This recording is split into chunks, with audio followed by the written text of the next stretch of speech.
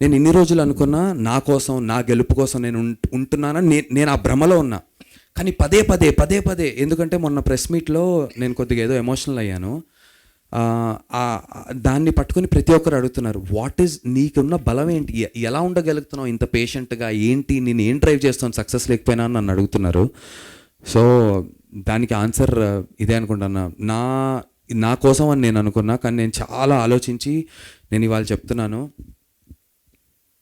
ఈ సక్సెస్ నా ఫ్యామిలీకి డెడికేట్ చేద్దాం అనుకుంటున్నా. ఫ్యామిలీలాగా ఉన్నటువంటి ఇన్నేళ్ళు నాతో ఉన్నటువంటి నా టీం కోసం చేస్తున్నాను.